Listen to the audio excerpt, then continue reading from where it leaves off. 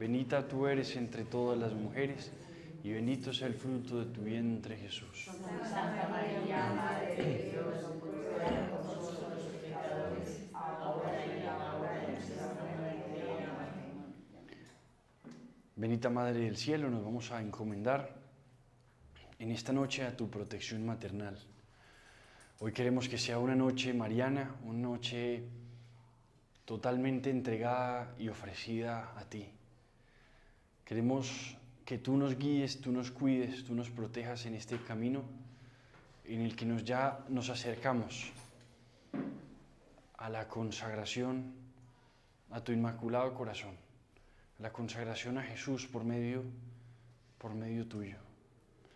Estamos prontos, nos acercamos a decirte totus tuus, que todo es tuyo y que todo te pertenece. Virgen purísima, te quiero pedir especialmente por todos tus hijos que están acá, que están haciendo esta consagración, los que nos escuchan de manera virtual, para que en este momento, en esta hora decisiva, en este momento fundamental, que es en el que iniciamos el conocimiento tuyo, en el que empezamos un encuentro personal contigo. Queremos pedirte, Madre Santísima, quiero pedirte que le des la gracia de la perseverancia y de la fidelidad a estos hijos tuyos. Protégelos de los ataques del enemigo. Cúbrelos y cúbrenos a todos bajo tu manto maternal, para que el demonio no pueda tener ninguna autoridad sobre ellos. Que tu protección fuerte los libre de los ataques del enemigo. Que tu protección maternal no permita que se interrumpa la acción de Dios, la acción que el Señor está haciendo en ellos. Te pido, Madre Santísima, por tus hijos, y te pido especialmente por los que hoy estén librando las luchas más duras, las pruebas más duras, para que les des unas gracias especiales, unas gracias divinas, que tú les alcances, tú que eres tesorera de las gracias del cielo, las administras, las entregas con tus manos. Te quiero pedir especialmente por los más atacados, por los más alejados. Queremos pedirte en esta consagración, mamá, por uno de tus hijos que está haciendo este proceso, para que tú lo cuides y lo protejas de todo mal y de todo ataque. Te quiero pedir, Virgencita, por tu hijo Pedro, uno de nuestra familia y de nuestros hermanos que está también haciendo este proceso de preparación para la consagración, para que lo cuides, para que lo protejas, para que le concedas tu amor maternal, tu amor especial, tu ternura, que tu presencia maternal lo cuide y lo acompañe. Y así como Él a todos, a cada uno de los que estamos haciendo este proceso, este camino, no dejes que nos desanimemos, no dejes que nos ataquen las tentaciones, especialmente las tentaciones en contra de la fidelidad y la perseverancia. Danos la gracia de aprender a recomenzar, pero nunca dejarnos caer. Te pedimos, Virgen Santísima, por este bloque que iniciamos, que es determinante, para que nos concedas la gracia de vivirlo con santidad, con fuerza, con decisión, con fidelidad y perseverancia. Proclama mi alma la grandeza del Señor, se alegra mi espíritu en Dios mi Salvador, porque ha mirado la humillación de su esclavo. Ya me felicitarán todas las generaciones. Poderoso ha hecho obras grandes por mí. Su nombre es santo y su misericordia llega a sus fieles, de generación en generación. Él hace proezas con sus brazos, dispersa a los soberbios de corazón, derriba del trono a los poderosos, enaltece a los humildes. A los hambrientos los colma de bienes y a los ricos los despide vacíos. Auxilia a Israel su siervo, acordándose de su misericordia, como lo había prometido a nuestros padres, en favor de Abraham y su descendencia por siempre. Amén. Gloria al Padre, y al Hijo, y al Espíritu Santo.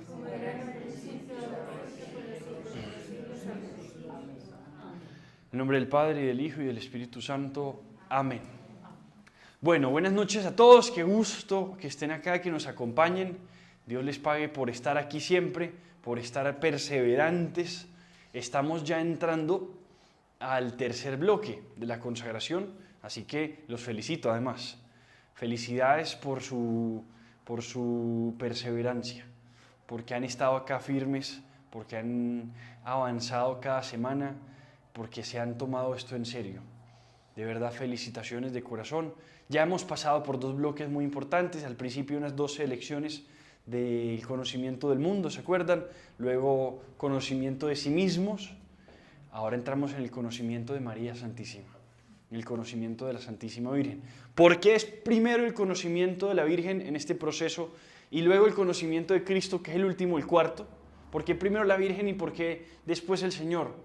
No es porque la Virgen sea más que Dios, para nada, ni porque le queramos dar como, digamos, primacía a la Virgen. Es porque en el proceso de encuentro ella es como una preparadora, ¿cierto? Es como que te prepara para el encuentro mayor, para el encuentro más importante. Entonces ella cumple una misión de prepararte. Así como cuando te vas a encontrar a alguien y te encuentras primero la persona que te va a preparar y te va a decir, para ese encuentro tienes que estar muy bien, muy preparado. Y tienes que tener unas condiciones y tienes que tener unas formas que son muy importantes. Pues por eso es primero la consagración, en la consagración el conocimiento de María Santísima. Y aquí una cosa muy importante. Seguro ustedes han hecho ya un retiro espiritual y seguro por medio del retiro espiritual de conversión han tenido una cosa muy bonita que nosotros le llamamos a eso encuentro personal con Cristo. ¿Cierto? Seguro ustedes en algún momento de su vida han tenido eso. Me imagino yo porque por algo están aquí. Ustedes tuvieron un encuentro en el que ustedes dijeron, en verdad Dios existe, pero es que además en verdad Cristo existe y me ama.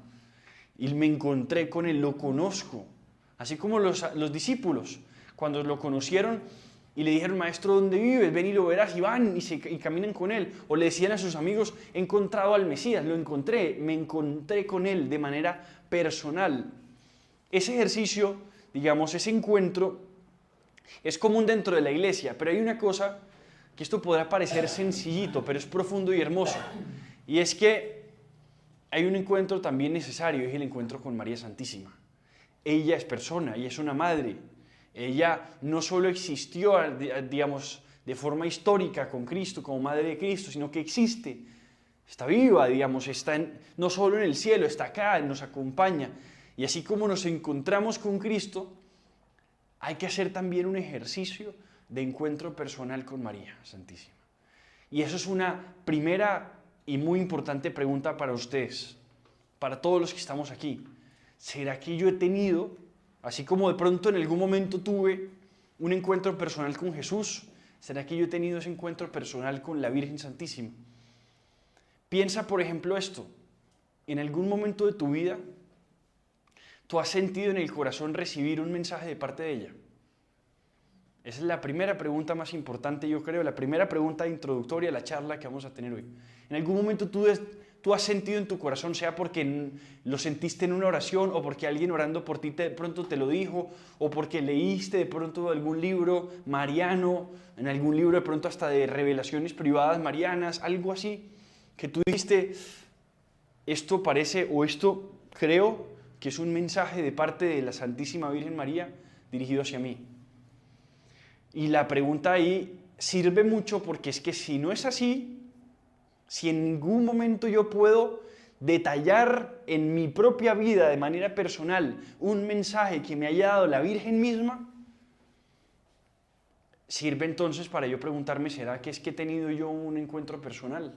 ¿Será que yo sí me he encontrado con ella de manera personal? ¿O será que es que, porque puede suceder que tengamos devociones, tengamos rezos y tengamos, digamos, expresiones de fe en las que uno dice, pues sí, ahí está la Virgen, digamos, y pues tengo algo, digamos, uno tiene una imagen de la Virgen, por ejemplo, y uno dice, bueno, pues una relación como con esa, digamos, esa figura de la Virgen Santísima, pero la pregunta es, con ella como persona, porque ella no es una estampa, ella no es una estatua, ella no es la devoción digamos, particular que de pronto yo esté haciendo, qué sé yo, pues yo soy muy devoto de la Virgen del Carmen y entonces de pronto tengo el escapulario, pues eso es bonito, todo eso es maravilloso y tiene unas gracias del cielo tremendas, inmensas. Pero la pregunta aquí es, todo eso, todas esas devociones me han servido para encontrarme de manera personal con ella. Porque es que este bloque se llama Conocimiento de María. Y la gran pregunta de este bloque, la gran misión que queremos cumplir con este bloque es conocer, porque no se ama lo que no se conoce. Y entonces puede que yo tenga una relación lejana, una relación de pronto hasta obstruida, obstaculizada, por muchas razones. Y lo que queremos hacer aquí es conocer para amar y conocer para dejarnos amar de la Santísima Virgen María. Eso es, digamos, lo introductorio y especialmente en ese punto clave. ¿Alguna vez has escuchado un mensaje de parte de la Virgen Santísima para ti? ¿Alguna vez has sentido en tu corazón, esto me lo mandó a decir la Virgen, esto me lo dijo la Virgen? Eso es muy hermoso porque es del tema del que vamos a hablar hoy. Hoy vamos a hablar de algo muy particular y es de las apariciones marianas. Ese es el primer punto. Digamos, es la primera lección de esta consagración en el bloque de conocimiento de María. Y tiene un sentido que sea así, porque es que una aparición es cuando alguien se te presenta para darse a conocer. Y entonces es fundamental que nosotros iniciemos con el encuentro personal. Es que yo quisiera darme a conocer, yo quisiera conocer a la Santísima Virgen María. Puede que algunos de ustedes estén en un nivel inmenso, puede que algunos estemos en un nivel muy bajito. Nunca hemos tenido ese encuentro, esa visitación como la tuvo después de que, eso está en Lucas 1, 30 y 40 y algo más o menos, en Lucas capítulo 1, 40 en adelante, sucede que la Virgen después de la Anunciación, que está en el 30 y algo, para el 40 viene la visitación. Ella enseguida, deprisa, va y visita a Santa Isabel. Y entonces Isabel recibe una gracia inmensa de ese encuentro. ¿Cierto? El bebé que estaba en su vientre saltó de gozo. Eso es una cosa muy hermosa. O sea, empiezan a suceder ya cosas, milagros enseguida con ese encuentro. Entonces la primera charla es clave porque es eso, es un encuentro. Es yo quiero tener esa experiencia también. Hay algo que ella quiere revelarme. Qué cosa tan linda. Miren, ahorita que estamos en octubre, estamos ya a 5 días, a 8 días, estamos a nada del 13 de octubre. El 13 de octubre es una fecha muy especial, mariana, muy especial, muy interesante. La Virgen Santísima le dijo a 3 personas, les dijo, el 13 de octubre les voy a decir quién soy y qué les pido, dijo ella. Les voy a decir quién soy y qué les quiero pedir a ustedes, qué quiero de ustedes. Qué interesante. Y además de eso, le dijo, en ese día yo voy a hacer un milagro para comprobar mis mensajes.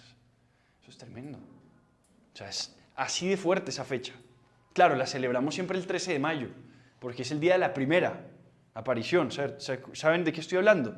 De Nuestra Señora de Fátima, que se apareció el 13 de mayo por 6 meses hasta octubre, ¿cierto? Pero lo interesante es que la última fue en octubre, el 13 de octubre. Ahorita que estamos en octubre, me parece bonito decirlo, porque es que ella le dijo, esa fecha me voy a aparecer, pero además te voy a decir quién soy y te voy a decir qué espero de ustedes, qué quiero hacer. Les voy a mostrar el sueño, el plan. Qué hermoso que nosotros tengamos esa experiencia. Y en este proceso, en este bloque, iniciemos con eso. Virgen Santísima, yo quiero conocerte. Yo quiero que tú te aparezcas y me reveles lo que tú quieres hacer conmigo. Que tú me digas quién eres y que tú me digas qué quieres conmigo. Porque ella tiene un plan con ustedes, con cada uno de ustedes. El plan de ella no es como el plan propio, no es como un plan individual. Es como que, yo tengo mis planes y Dios tiene otros. No. O sea, es un plan perfectamente alineado al de Dios, al plan de Dios. Ella es la ayudante por excelencia del plan divino, del plan de Dios. Porque ella es la primera que dejó que el plan de Dios hiciera perfectamente su obra en alguien. Nadie como en ella. Ella dijo, he aquí la esclava del Señor, hágase en mí según tu palabra. Eso está en Lucas 1:38. Es profundo, es hermoso. hágase en mí según tu palabra. O sea, yo no hay nada que quiera hacer por mi propia cuenta, todo es parte del plan de Dios. Entonces, pero ella además va a hacer lo mismo contigo, te quiere revelar, te quiere mostrar algo que Dios quiere hacer contigo. Ella va a venir también como mensajera, como auxiliadora, como acompañante, y así le llamamos, María Auxiliadora. Y si ustedes alguna vez de pronto han rezado las letanías lauretanas, son hermosas, porque en esas letanías es como el título de cada una de esas características sagradas, hermosas que tiene la Virgen. Entonces le tenemos unos títulos preciosos, preciosos. Reina de la Paz, por ejemplo. Y todos esos títulos son señales de también las gracias y los auxilios que ella nos presta a nosotros porque somos sus hijos. Entonces ella quiere aparecerse y quiere revelarte su mensaje. Muy bien, eso es lo que vamos a hablar esta noche. Apariciones marianas, la aparición de la Virgen. Porque si yo necesito que se me aparezca, yo necesito conocerla, que presentarme con ella y que me diga qué quiere de mí.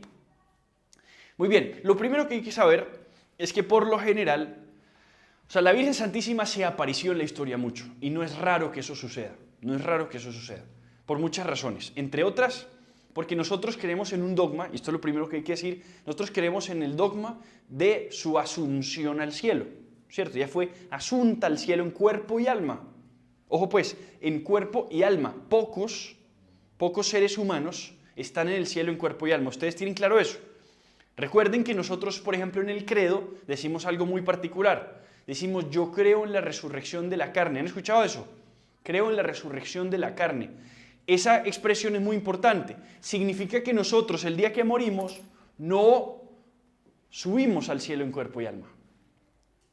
Nosotros, el día que morimos, nuestro cuerpo y nuestra alma se separan y solamente sube el alma al cielo. Solamente el alma viaja al juicio particular. Pero así como tenemos un juicio particular donde se nos enjuicia y se nos dice si somos merecedores del infierno, del purgatorio o del cielo, en ese juicio, así como hay juicio particular, hay también uno universal.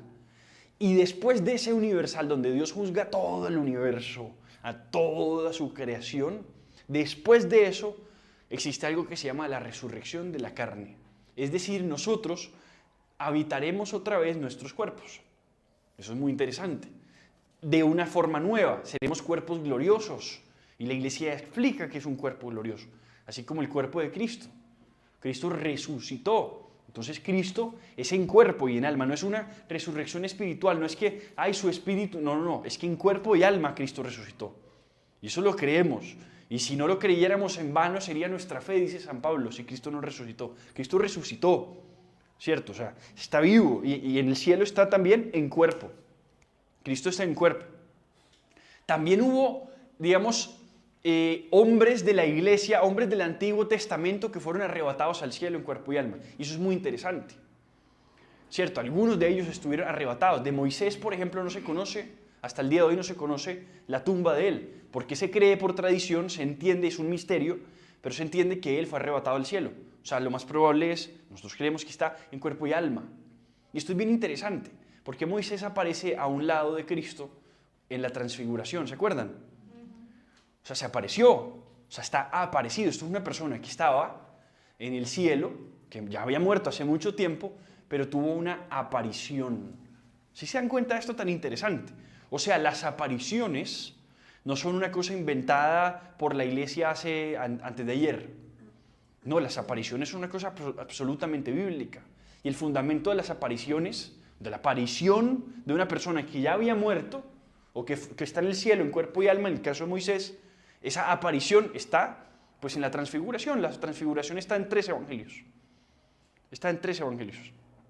En todas está. Marcos, Mateo y me parece que Juan. Está en la transfiguración. Ahí está, es clarísima.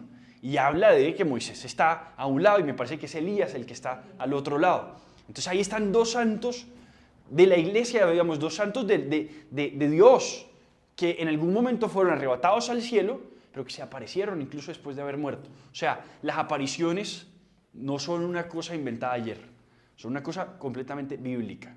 Pero aquí viene lo interesante, la Virgen Santísima tiene todo derecho entonces también a hacer lo mismo, aparecerse, como se apareció Moisés y como se apareció Elías al lado de Cristo. Y entonces, ¿será que, y aquí una cosa interesante, muchos teólogos dicen que la Virgen María murió, otros teólogos dicen que la Virgen María nunca murió. Entonces hay gente que dice, y esto es interesante, hay gente que dice que la Virgen se quedó dormida y luego fue asunta al cielo. ¿Y que por qué se quedó dormida? La explicación teológica de eso es muy sencilla, y es que la Virgen no pecó, es inmaculada. Dado que es inmaculada, la muerte es consecuencia del pecado. El libro de la sabiduría dice, por el pecado entró la muerte. O sea, la muerte es una consecuencia del pecado. Nosotros, digamos, Adán y Eva antes de pecar eran inmortales. Eso es interesante. Entonces, si la muerte es consecuencia del pecado, dicen muchos teólogos, no tiene sentido de que ella haya muerto. ¿Cierto? Esa es una. La otra versión de teólogos, que de todos modos también tiene algo de sentido, es la que dice, no, ella sí murió, pero porque ella quiso, digamos, porque ella dentro del plan de Dios estaba que pasara el mismo proceso, o digamos, el mismo camino de Cristo. Que Cristo murió, pero resucitó, que ella tuviera también ese mismo camino. Ella muere, pero luego, digamos, recobra la vida y es asunta al cielo y es coronada en el cielo, ¿cierto? Hay, digamos, dos opciones. Yo soy de los que me inclino más por la dormición. Ella se quedó dormida, ¿cierto? Para mí eso es lo más, digamos, más sensato. Ella se queda dormida y ahí el cielo la reclama. Y son la diferencia entre ascensión y asunción. Son dos palabras muy parecidas. ¿Saben cuál es la diferencia? ¿Sí saben cuál es la diferencia entre esas dos? Asunto o sea, una es asunción y la otra es la ascensión. La ascensión es de Cristo, porque Él mismo ascendió, ¿cierto? Él mismo se elevó, ¿cierto? La asunción es de la Santísima Virgen María, porque ella no se elevó, fue elevada. Es como que unos ángeles la recogieron, la reclamaron, la subieron al cielo, ¿cierto? O sea, Cristo ascendió, por eso en el Santo Rosario nosotros decimos, por ejemplo, el misterio de la ascensión del Señor, pero también tenemos un misterio que es la asunción de la Santísima Virgen. Eso es súper importante tenerlo claro. Entonces ella fue asunta al cielo. Tiene todo derecho entonces a aparecerse. Las apariciones de la Virgen, y aquí viene ya la cosa más interesante y bonita, las apariciones de la Virgen sucedieron incluso estando ella viva. Esto es bien interesante. Ustedes saben cuál es la advocación de Nuestra Señora del Pilar. ¿Han escuchado la advocación de Nuestra Señora del Pilar? Nuestra Señora del Pilar, que de ahí vienen muchas personas con ese nombre, Pilar. Muchas mujeres se llaman Pilar, que viene de Nuestra Señora del Pilar. Tiene una cosa muy interesante esa aparición. ¿Ustedes saben qué fecha fue esa aparición? Fue una fecha en la que todavía la Virgen estaba viva. Todavía estaba viva la Virgen. La Virgen no había, digamos, no había asunto al cielo todavía y ya se aparece alguien. Nuestra Señora del Pilar, se le apareció un apóstol, al apóstol Santiago, se le apareció en España. Es una advocación antiquísima, es podríamos decir la primera aparición de la Virgen, pero la Virgen todavía estaba viva. Es decir, es algo así como, esto le llaman don de bilocación, ¿cierto? Muchos santos tuvieron este don. Dicen que el Padre Pío tuvo el don de la bilocación, o sea, estaba en un lugar y estaba en otro. Sucedió con la Virgen. La Virgen Santísima tuvo más o menos eso. O sea, la Virgen se le apareció al apóstol Santiago, que estaba en España y que estaba evangelizando España. De ahí, por ejemplo, conocemos el Camino de Santiago, etc. O sea, la Virgen se apareció desde allá y la Virgen se ha aparecido a lo largo de la historia, incluso después de asunta al cielo, se siguió apareciendo.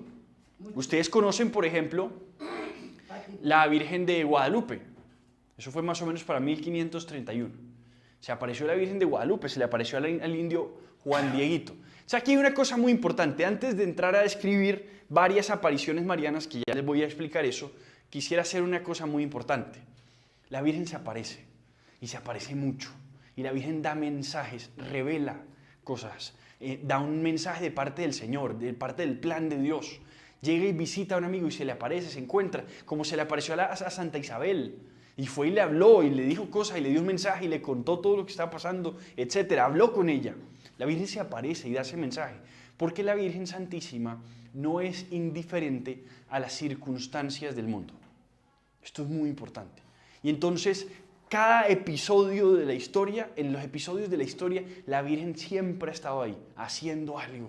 Muchas veces de manera muy oculta. Hay episodios largos en la historia donde no se reconocen o no se trazan o no se han descubierto casi apariciones de la Virgen, pero apariciones han habido muchas. Pero siempre la Virgen va y habla en atención a sucesos, a cosas que están pasando en el mundo. Y esto es muy importante. Hoy, por ejemplo, hablamos mucho, y es una cosa que está muy conectada a las apariciones de la Virgen, se habla mucho de la idea del fin de los tiempos. Ustedes han escuchado esa expresión, el fin de los tiempos. Lo escatológico. Apocalipsis significa revelación, esto es importante. La palabra apocalipsis la usamos a veces erróneamente para decir que apocalipsis significa todo aquello que sea último, no. A lo último, a los fin de los tiempos se le llama es lo escatológico. Cierto, apocalipsis, la palabra apocalipsis significa revelación, eso es muy importante. Entonces, ¿qué sucede? Que en el fin de los tiempos es una cosa, el fin de los tiempos, lo escatológico, es una cosa muy predicada, digamos, muy enseñada, muy profetizada en las Escrituras. En el Apocalipsis, por ejemplo, hay una descripción muy detallada, muy interesante y a veces compleja y difícil del fin de los tiempos. Pero en muchos otros textos, San Pablo habla mucho del fin de los tiempos, el mismo Cristo habla mucho del fin de los tiempos. Y hay una especie, por así decirlo, de señales del fin de los tiempos. O sea, hay señales que nos indican, que nos dicen definitivamente estamos o no estamos en el fin de los tiempos. Lo primero que hay que saber, y esto es muy, muy importante, mis hermanos, es que nadie sabe el día ni la hora. Eso está en el Evangelio. El Señor dice, nadie sabe el día ni la hora, sino solamente aquel a quien el Padre se lo haya revelado. Nadie. Punto. Nadie sabe el día ni la hora. O sea, si alguien mañana o pasado mañana te dice, es que yo creo que el mundo se va a acabar en tal fecha y en no sé dónde, montado en su película seguirá creyendo y después de ese día se va a levantar como un día nuevo, como si no hubiera pasado nada. Mucha gente profetiza eso y de manera equivocada. Nadie sabe el día ni la hora. Cada persona que te diga, es más, es hasta interesante y complejo. Porque, por ejemplo, San Pablo consideraba que él estaba en el fin de los tiempos. Entonces es una cosa medio misteriosa, porque muchos cristianos a lo largo de la historia siempre han creído que aquellos tiempos que viven son el fin de los tiempos. Entonces es una cosa interesante. Y hay una cosa más interesante todavía, y es que muchos tiempos sí mueren. Las civilizaciones y las épocas siempre mueren, es normal. No existe civilización con capacidad de renacer, muy poco, no existen.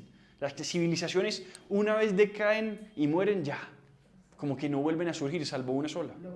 La única que sí resurge, por así decirlo siempre, es la Iglesia Católica, el catolicismo.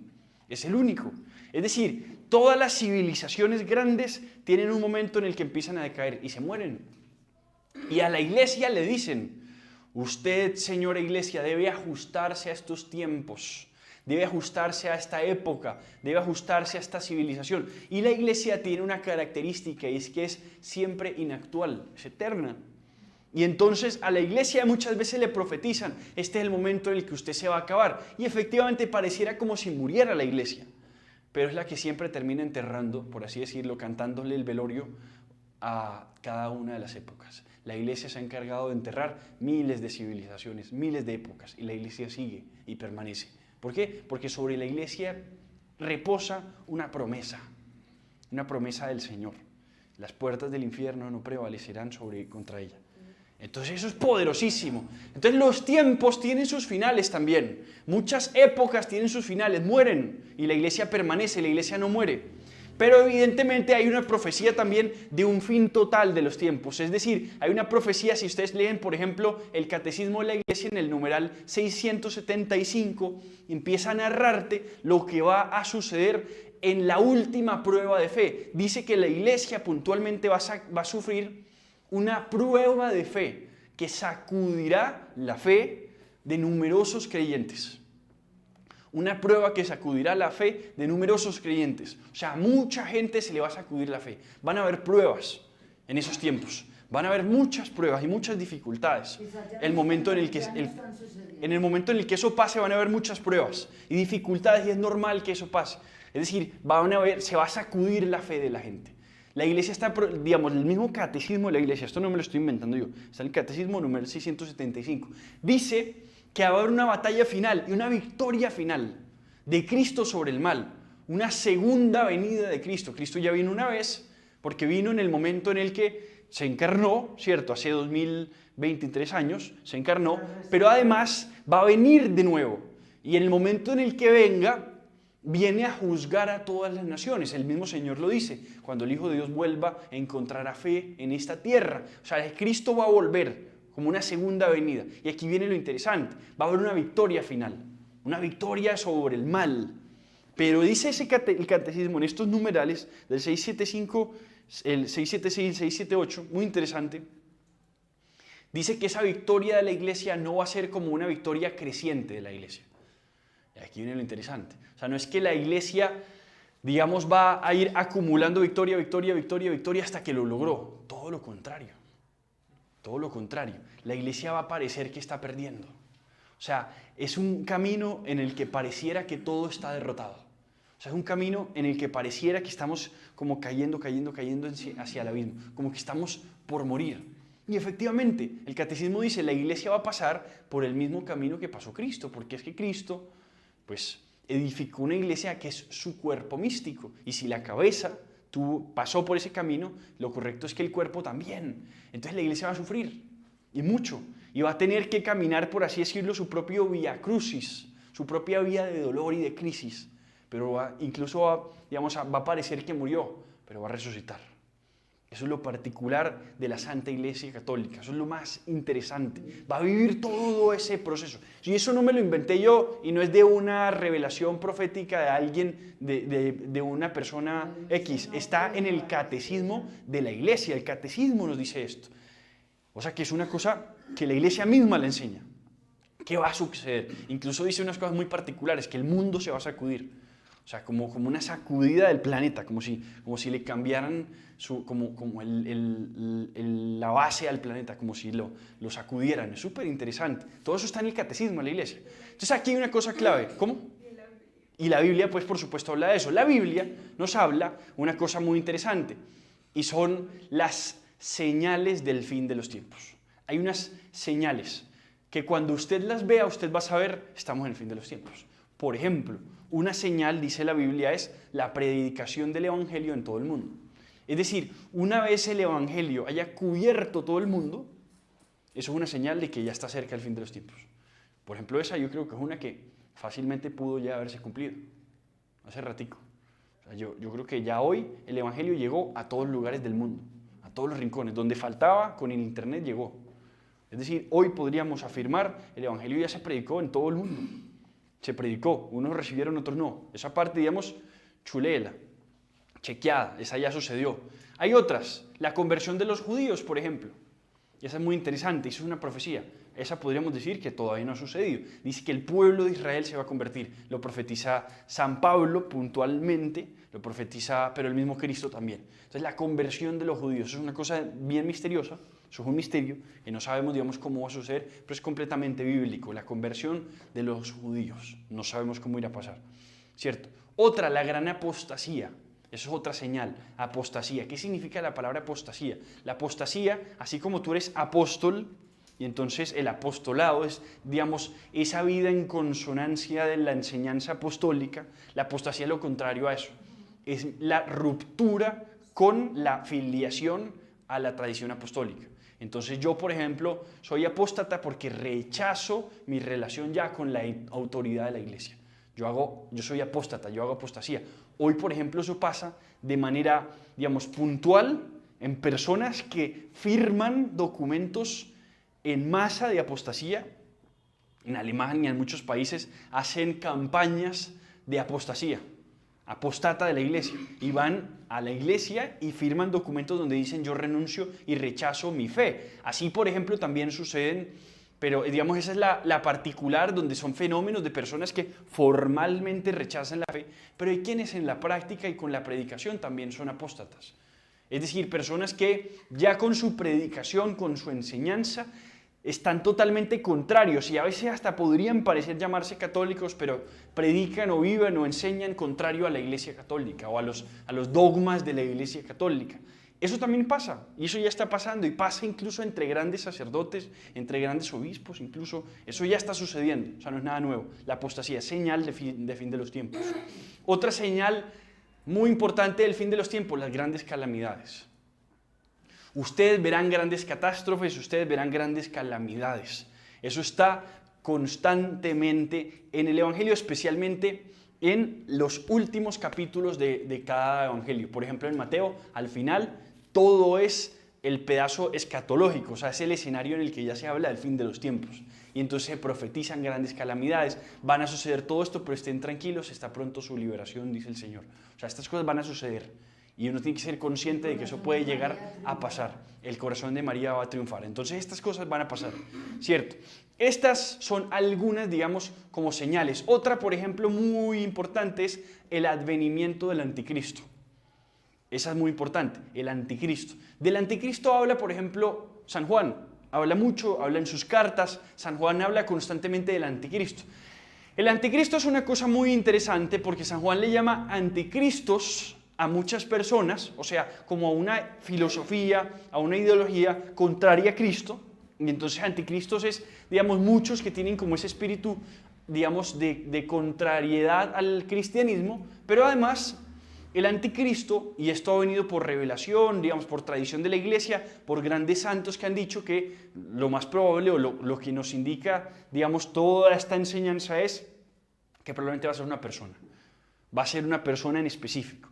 Y muchos la escriben, hay muchos libros que hablan incluso de esto. Soroviev, por ejemplo, un autor ruso que habló mucho de la figura del anticristo, y esto parece profético. Benito XVI habló mucho acerca de este texto. Fulton Sheen, por ejemplo, habló del anticristo y lo profetizó mucho en un libro de él sobre el comunismo. Él habla digamos, la aparición del anticristo, súper interesante, se lo recomiendo también. Y lo que más o menos dicen es que va a ser una persona. Y lo que se indica sobre esta persona tiene mucho que ver con su forma de hablar, su forma de predicar. Hablará de paz mundial, hablará de fraternidad, dará un discurso que aparentemente, digamos, parecerá bueno, parecerá de unificación, pero será una unidad en detrimento de la verdad, una unidad o una pacificación en rechazo de los dogmas de fe y de la Iglesia y del catolicismo. Entonces es muy delicado, pero también pues, nos profetiza que será vencido, o sea, tiene tiempo contado. Eso puede perfectamente suceder. Y uno podría decir, llegará un momento en el que la humanidad ya esté al punto o sea, madura para que llegue y aterrice el anticristo. Vamos a tener preguntas al final. Entonces, estas son señales, digamos, claras de el fin de los tiempos, cosas que pueden llegar a suceder. En medio de todo eso, como muchos tiempos han sido difíciles, aquí viene el tema de las apariciones marianas. La Virgen Santísima se aparece porque a ella le duelen sus hijos, porque a la Virgen Santísima no, digamos, ella no puede ser indiferente ante el dolor, ante la perdición, ante el engaño de sus hijos. Y se aparece constantemente, y se le apareció a muchos y grandes santos de la Iglesia, se les apareció. Y hay personas que han tenido una relación tan personal, tan cercana, que la escuchan, que escuchan sus mensajes. Y yo les debo decir una cosa, en los tiempos que vivimos necesitamos vivir así. Necesitamos pedirle a la Santísima Virgen María que nos dé como un oído con la capacidad de escucha, de escucharla a ella, de escuchar sus emociones, de escuchar sus mensajes. Y eso es fundamental. Así como, por ejemplo, se le apareció al indiecito Juan Diego. Y fue una historia muy hermosa. Se le apareció por ahí unas 4 o 6 veces, me parece. Hay un libro muy bonito que cuenta toda la historia de las apariciones de la Virgen a San Juan Diego. Se llama el Nicam Mopogua. Eso está, digamos, el título en náhuatl, que era el idioma de los indígenas mexicanos, que era el idioma de San Juan Diego. Eso significa aquí se narra, porque el libro arranca diciendo aquí se narra el inmenso amor de Dios, y bueno, empieza a contar toda la historia. Entonces Nicam Mopogua significa aquí se narra, y así se llama el libro. Yo recomiendo mucho ese libro, especialmente con una traducción o con una, digamos, como con una lectura acompañada de Monseñor Eduardo Chávez. Es un libro muy interesante. Él ha sido un sacerdote mexicano que ha estudiado muchísimo las apariciones de Nuestra Señora de Guadalupe. que es una cosa hermosísima, las predicaciones de él son extraordinarias. Hace poco yo escuchaba una en la que él decía, la palabra Guadalupe en árabe significa cauce, como el cauce de un río. Y eso es una cosa muy hermosa, todas las enseñanzas que tienen para nosotros, lo que significan esa palabra, la palabra cauce. Ella es como el cauce de todas las gracias de Dios. Y esto es un mensaje que se repite mucho, que ella es como el intermedio para recibir gracias del cielo. Está en ella, está en María Santísima, que le pide a San Juan Diego que vaya donde un obispo, el obispo Zumárraga, y le pide que quiere que se construya una capilla en el Tepeyac para ella. Y ella le dice a él que él es su embajador, que él es su mensajero, que ella ha puesto su confianza en él, que es una cosa muy hermosa que nos la dice a nosotros también. Es un mensaje muy hermoso. Ella le dice a San Juan Diego, ¿acaso no estoy yo aquí, que soy tu madre? ¿Acaso no estás bajo el hueco de mi manto? Esos mensajes son hermosos, porque hacen parte de lo que la Virgen nos va diciendo. Hay una advertencia muy importante que hay que hacer. Existe en la Iglesia lo que se conoce como revelación pública y lo que se conoce como revelación privada. Esto es muy importante. Revelación pública es la revelación del Evangelio, de las Escrituras. Y la Iglesia ha enseñado siempre que esa revelación es completa, es suficiente, es perfecta. Es decir, al Señor no le hizo falta añadir nada más a esa revelación. Es suficiente. ¿Sí me hago entender con eso? O sea, el Señor no tuvo que añadir, no tiene que añadir después de ese Evangelio. O sea, usted no necesita nada más para su salvación aparte de la revelación pública, o sea, de la revelación del Evangelio. Es súper importante, es completa, es suficiente, es perfecta. Pero también se habla de la revelación privada. Entonces, la revelación privada es aquello que se empieza a explicitar de la revelación, digamos, pública. Es, digamos, aportar detalles. Esos detalles son determinantes para nuestra salvación. Hombre, pues son adiciones, podríamos decir. Porque lo determinante, lo suficiente está aquí. Pero estos son adiciones que nos orientan el camino a los tiempos, a cada tiempo además que estamos viviendo. Entonces la Virgen tiene eso. Y así sucedió, por ejemplo, con la Virgen de Guadalupe. Es obligatorio, digamos, para uno ser católico. Un católico debe por obligación creer en las revelaciones privadas, por ejemplo, en la aparición de la Virgen de Guadalupe. No, la verdad es que no es obligatorio. O sea, ¿en qué sentido? En que no dejas de ser católico si no crees en la Virgen de Guadalupe. ¿Cierto? A mí me parecería medio raro, pues, la verdad. Era extraño, pero no dejas de ser católico. Lo que sí tienes que creer por obligación es el Evangelio. Las Escrituras, la Biblia completa. La Biblia sí. Esto, digamos que es opcional, no es obligatorio. Sin embargo, aquí hay una cosa muy importante. Hay revelaciones privadas aprobadas por la Iglesia. O sea, la Iglesia dice, están aprobadas, o sea, son verdad. No significa que estés obligado a creerlas, si no las quieres creer está perfecto, pero son verdad, punto. La Iglesia las aprobó, están aprobadas. Hay otras que están en estudio. Estamos revisando si sí o si no, y todavía no se ha dado una palabra determinante. Muchas veces las expresiones de la Iglesia son cosas como todavía no nos consta, ¿cierto? Non constat, ¿cierto? Que todavía no nos consta que esto sea cierto. Pero puede que más adelante, a partir de una investigación muy profunda, porque la Iglesia es muy paciente en aprobarlas, más adelante suceda, ¿cierto? Entonces están las que estén en estudio. Por ejemplo, si una aparición todavía sigue sucediendo, la Iglesia no va a dar un veredicto final, sino hasta que deje de aparecerse. ¿Sí me van a entender con esto?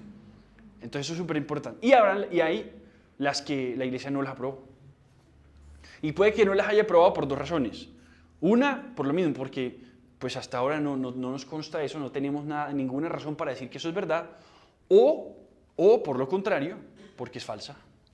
Porque hay apariciones falsas. O sea, eso puede ser por cualquier razón y hay que tener mucho cuidado con eso. Hay personas que se lo inventan, hay personas que se lo imaginaron, o sea, de pronto hasta de buena fe, pero se lo imaginaron, o hay personas hasta con malas intenciones y se aprovechan de esto para hacerle daño a personas o por miles de razones. Entonces hay que tener cierto cuidado con todo esto, mucho cuidado. Por ejemplo, la aparición de Guadalupe, aprobadísima por la Iglesia, o sea, tiene todo aprobado, o sea, todo. Tan es así pues que tienen semejante basílica, se conmemora, la iglesia celebra la fiesta, todo. Y así muchas otras. La de Guadalupe pues a mí me gusta mucho, yo quiero mucho a la Virgen de Guadalupe. Y es una que yo tengo siempre en mi corazón. Y la historia de San Juan Diego a mí me encanta, me fascina, me parece una historia hermosa que se la recomiendo a ustedes muchísimo.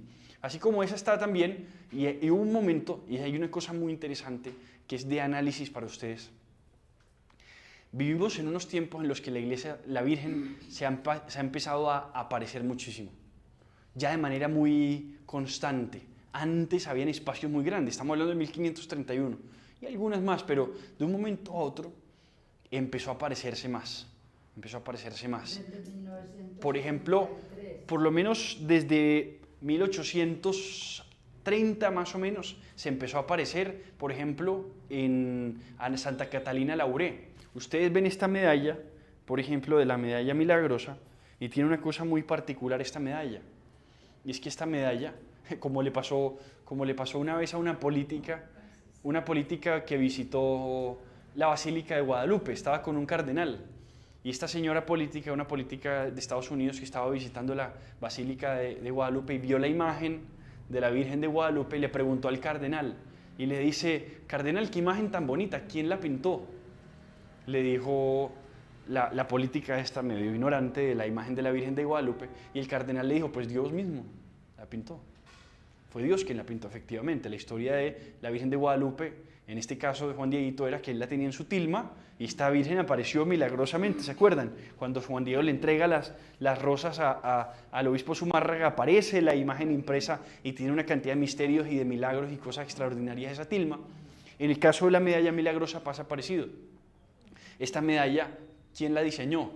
Se la entregó la Santísima Virgen, así hecha, o sea, el diseño de la medalla no es un diseño que un artista se inventó, así tal cual como está ella en su imagen, que tiene unos rayos que nacen de sus manos y está, digamos parada o está de pie sobre un globo, sobre el mundo, y está esta expresión que dice, oh María sin pecado original,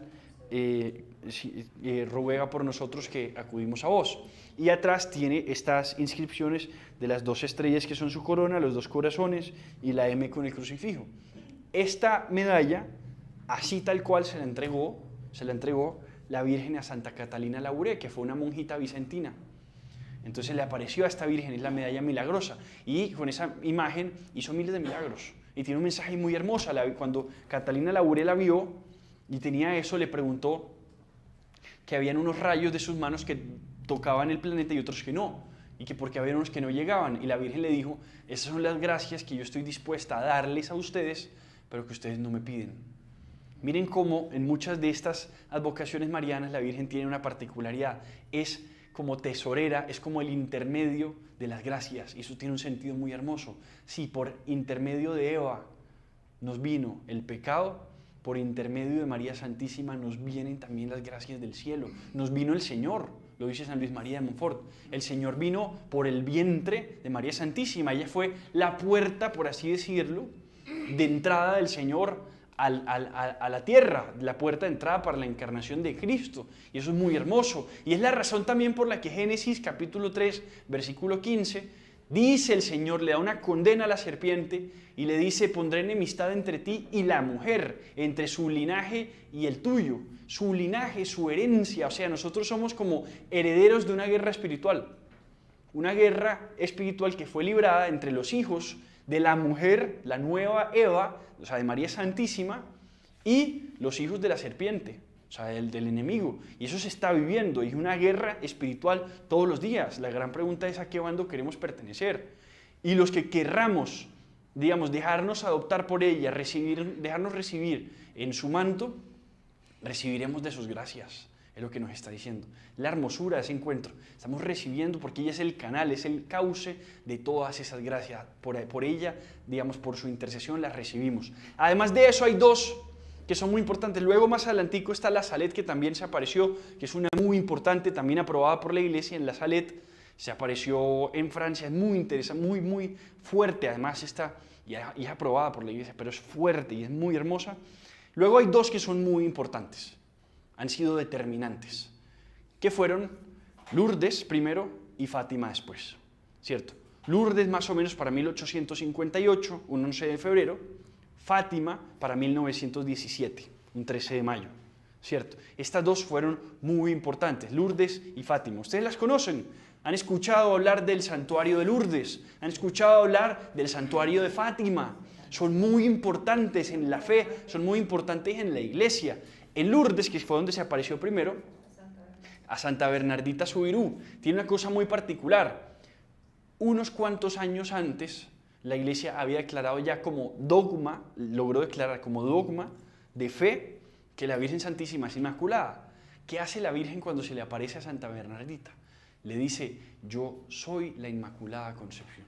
Y eso es una cosa muy hermosa. Yo soy la Inmaculada Concepción. Ella está diciendo, yo soy. Es decir, esa palabra yo soy es muy importante, por muchas razones, pero les dejo una enseñanza muy bonita que a mí me deja esa aparición de Lourdes. Yo soy es lo mismo que utilizó, es la misma expresión que utilizó Dios Padre en la zarza ardiente cuando se le apareció a Moisés. Cuando Moisés pregunta qué había sucedido, quién era esa zarza ardiente que estaba viendo, eso está en Éxodo capítulo 3. La zarza ardiente le responde, yo soy el que soy, y ese es el nombre de Dios, Yahvé. Yo soy el que soy, es el nombre de Dios. Cristo luego también lo utiliza muchas veces.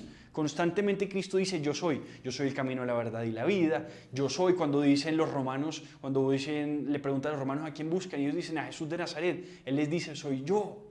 Cuando, por ejemplo, está con unos, me parece que son unos fariseos que le hablan de Moisés, y él les dice, antes de que Moisés fuera, yo soy. Eso es bien interesante. Él está marcando todo el tiempo su identidad. Él es Dios. Él es el yo soy.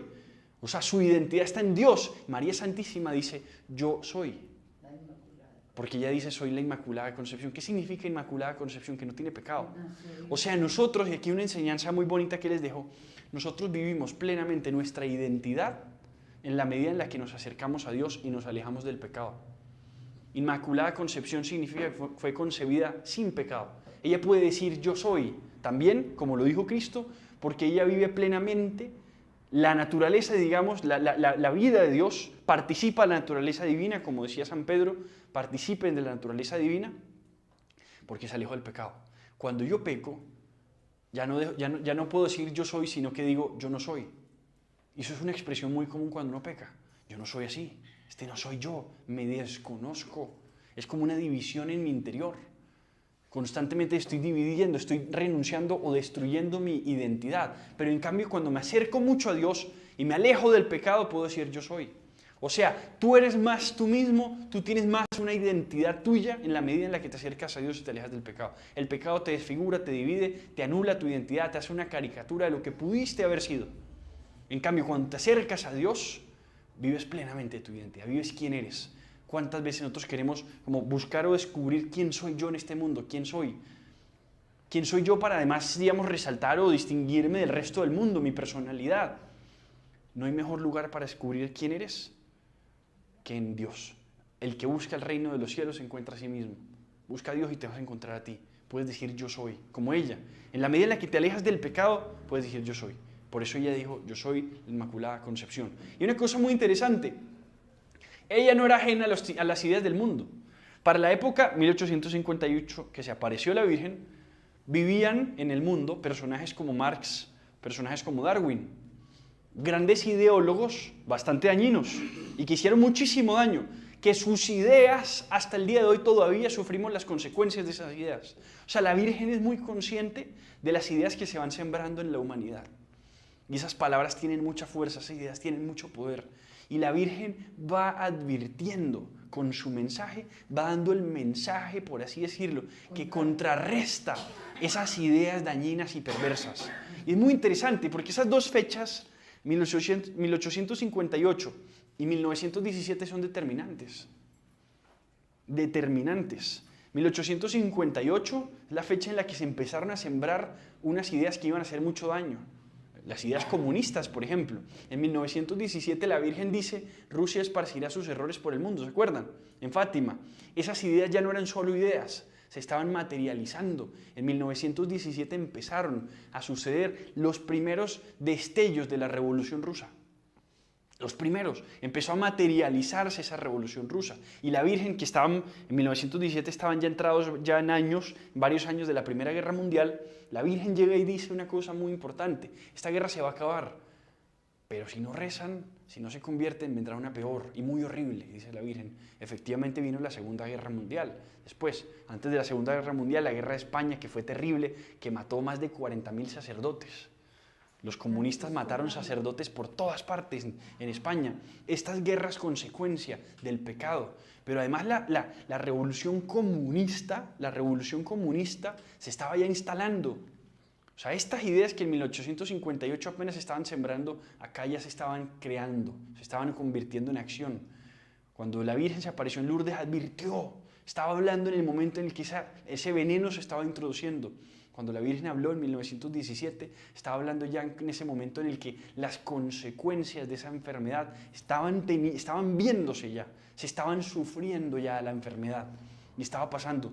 Y esas apariciones son fundamentales, las apariciones de Fátima. Se le aparece a 3 pastorcitos, Francisco, Jacinta y Lucía. Y esos 3 pastorcitos que la ven, la Virgen les dice, vieron una mujer muy hermosa, y ella les dice: voy a seguirme apareciendo el 13º día de cada mes, por 6 meses. Eso fue hasta octubre, y le fue dando mensajes particulares. De esos mensajes, todo se conoce, excepto un pedazo, que se le conoce como el secreto de Fátima. Un pedazo que la Iglesia no quiso que se conociera, por las razones que la Iglesia sabe. No se conoce, es un secreto. Y eso es de la última parte, la parte en la que la Virgen está anunciándoles todo lo que va a suceder en la humanidad, todas las cosas que van a pasar. La Virgen empieza a escribir. Hay un pedazo en el que hay un silencio, no se sabe nada, pero luego, como quien describió una pesadilla, pero luego quiere darte esperanza, la Virgen dice: pero no se preocupen. Y esta parte sí se sabe, no se preocupen. Al final, mi inmaculado corazón triunfará. Ese es el mensaje de la Virgen en Fátima. Eso va a suceder. Todo, digamos, lo profetizó. En octubre, ¿qué pasó además? Cuando terminaron los mensajes, pasó una cosa espectacular. Y la Virgen había dicho, la Virgen dijo: va a suceder un milagro. Y sucedió el milagro de la danza del sol. El sol parecía como si se fuera a caer sobre la tierra. Se asustó todo el mundo. Estaba cantidades de gente, y está registrado en periódicos, sin periódicos y revistas, de gente que estuvo y que lo registraron, lo escribieron, lo comunicaron en medios de comunicación. Ateos, escépticos, masones, lo que usted quiera, que estuvieron ese día por curiosidad o por hacer quedar mal a esta niña, y vieron el sol aproximarse hacia la tierra, como si se fuera a acabar, como si fuera el sol a comerse el mundo. Y todos lo vieron. Personas ateas lo escribieron y dijeron: yo lo vi. Cantidades, además, es chistoso, si una persona lo dice, pues yo no le creo, pero si miles de personas, todas describen el mismo fenómeno, eso es muy interesante. Y sucedió un 13 de octubre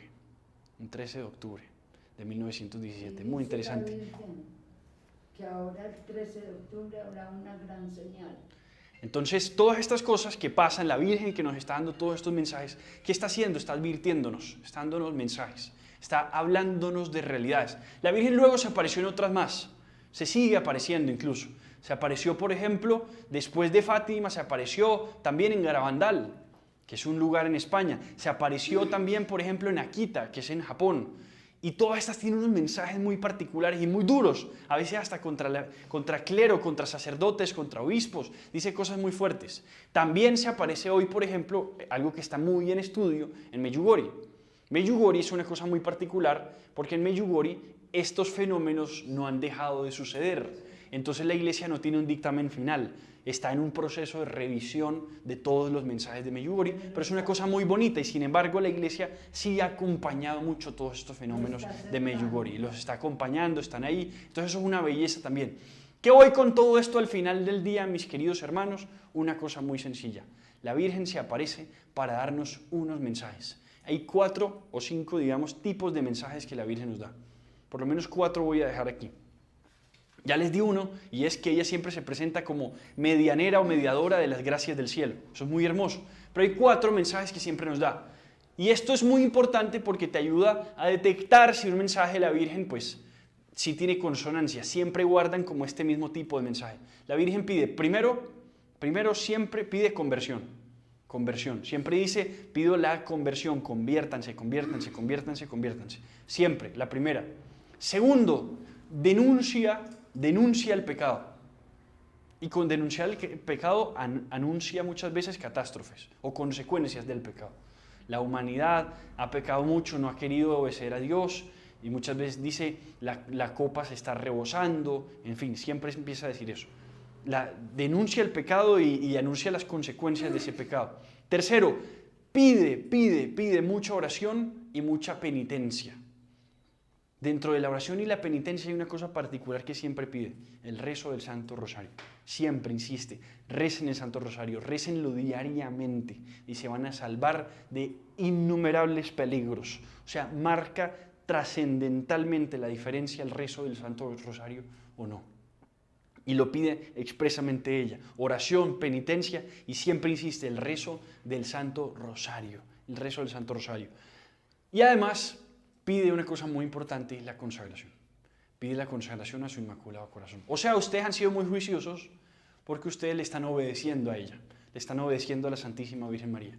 Ella pidió que nos consagráramos, que la humanidad se consagre al Inmaculado Corazón de María. Ella lo pide constantemente, incluso dice que Rusia se consagre al Inmaculado Corazón de María. Pide que países se consagren al Inmaculado Corazón de María. ¿Se acuerdan cuando hablábamos de los ángeles y los demonios en la charla? Decíamos que hay ángeles dedicados a países incluso. Está el ángel de Portugal y demás. O sea, los países tienen una responsabilidad, un deber también de consagración a la Virgen Santísima, al Inmaculado Corazón de María. Entonces, todo esto con la promesa final siempre de, al final mi Inmaculado Corazón triunfará. O sea, felices aquellos que participaron del triunfo del Inmaculado Corazón de María. Privilegiados, bendecidos. Ustedes y yo no vamos a salvar la historia, no vamos a salvar el planeta. Pero sí podemos participar, recibir las gracias de el triunfo del Inmaculado Corazón de María. Y eso marca toda la diferencia, porque la Virgen los ha escogido a ustedes y a mí, nos ha escogido a cada uno de nosotros para que participemos y recibamos en primer lugar todo esto. Y cuando veamos crisis, y con esto termino, mis hermanos, cuando veamos momentos de dificultad, sepamos que la iglesia es como si fuera a perder constantemente. Es como en camino de perder, pero en camino hacia la victoria. Perdemos muchas veces, pero nosotros tenemos un privilegio, y es que a nosotros nos contaron la historia completa. Nosotros somos los únicos que sabemos cómo termina esta historia. Un católico puede siempre estar tranquilo, a pesar de que el mundo se vea oscuro, y se vea negro, y se vea horrible, nunca pierde la paz. A nosotros nos duele la humanidad, nos duelen los pecados, nos duelen las injusticias, nos duele que se permitan abortos, que se permitan una cantidad de cosas, nos debe doler y nos debe doler mucho, pero nunca nos roban la paz. Por eso, a veces cuando le dan a uno teorías de conspiración y todas estas cosas, ¿cuál es la actitud cristiana ante las teorías de conspiración y todas estas cosas? Hombre, seguramente sean verdad. A mí cuando me cuentan teorías de conspiración, yo digo, seguro es peor. Seguro las cosas son peores de como las describes. Pero ¿sabes qué pasa? Yo, ¿por qué no me pongo aluminio en la cabeza ni me enloquezco? Ay, nos van a dominar y no sé qué. Por una sencilla razón. Yo sé cómo termina la historia. Es verdad que hay mucha gente maquinando cosas terribles en el mundo. Sí, existe maldad en este mundo. Y existe gente que conspira para instalar maldad en el mundo. Sí, pero sepan también, y esa es lo que nos da a nosotros paz y nos da tranquilidad. Nosotros sabemos cómo termina la historia. Y sabemos que el Inmaculado Corazón triunfa. O sea, podemos estar tranquilos, tenemos paz. No nos roba la paz la situación en la que estamos, porque no es como perder un partido de fútbol. No es como perder una disputa entre dos personas. Nosotros no peleamos porque queramos tener la razón o porque nos humilla no tenerla. Peleamos porque nos duele el pecado, pero confiamos y tenemos paz porque sabemos que luchamos en una guerra que ya se ganó. Que ya se ganó, la ganó Cristo. ¿Quién como Dios? Nadie como Dios. Y con esto vamos a terminar con una oración, ya luego hacemos preguntas al final de la charla. Vamos a terminar con una oracioncita. Vamos a pedirle a la Santísima Virgen María que nos cubra bajo su manto, que nos conceda las gracias que necesitamos, especialmente la gracia de la esperanza. Vamos a pedirle a la Santísima Virgen María en el nombre del Padre, del Hijo y del Espíritu Santo. Amén. Te pedimos, Virgen purísima, a ti, mamá, hoy que en esta noche iniciamos nuestro tercer bloque, el conocimiento tuyo, el conocimiento de tu Inmaculado Corazón. Queremos que tú te aparezcas, que nos reveles tus mensajes, que nos hables al corazón, que nos indiques nuestro camino y nuestro lugar en este mundo, nuestro lugar en esta guerra de la que participamos. Danos la gracia, Virgen Santísima, de no perder nunca la esperanza, a pesar de que a veces el mundo se vea oscuro, se vea gris, a pesar de que a veces pareciera que no entendiéramos el mundo, no entendiéramos a la iglesia, no entendiéramos, qué sé yo, los sucesos y los fenómenos, que nunca perdamos la paz, que sepamos que incluso en todo eso, misteriosamente, Cristo está orando, Dios tiene el control, nunca nada se sale del plan de Dios, nunca nada se sale del plan de tu inmaculado corazón. Tú nos cuidas y tú nos proteges, Virgen purísima. Nos encomendamos a tu cuidado maternal, a tu cuidado especial. Te pedimos, Virgen Santísima, que cuides a la Iglesia, que cuides y protejas a los sacerdotes, a los obispos, a los cardenales, al Papa, y que a nosotros nos concedas reverencia, que no nos permitas tener actitudes violentas, ni cínicas, ni irónicas ante nuestra Iglesia, que la amemos y que hablemos de ella como hablar de nuestra Madre, porque la Iglesia es espejo tuyo.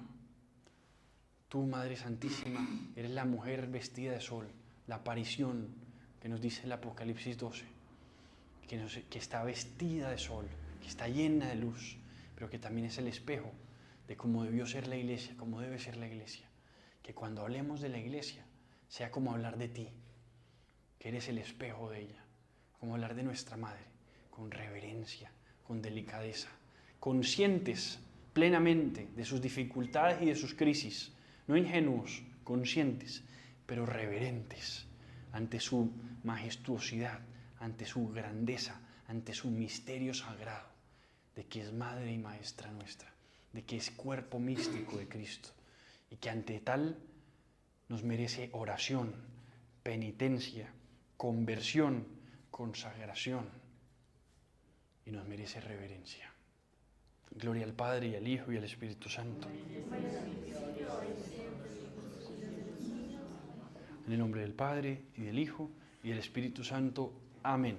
Práctica, una práctica para todos. Hagamos el ejercicio esta semana de visitar un santuario mariano cercano, alguno que de pronto conozcamos, del que nos hayan hablado. Aquí, por ejemplo, en Medellín hay varios. Hay uno, el de la Rosa Mística, por ejemplo, en el Poblado. Hay varios santuarios. Está, por ejemplo, María Auxiliadora. En Guarne está la Virgen del Alto de la Virgen. Varios santuarios hay. Invitaciones a que vayan y visiten estos santuarios marianos, el que ustedes escojan, y llévenle una rosita, una florecita a la Virgen Santísima. Entréguenle una flor a la Virgencita. Esa es la tarea de esta noche. Y bueno, Dios les pague. Muchísimas gracias por esta lección de hoy. Ahora sí.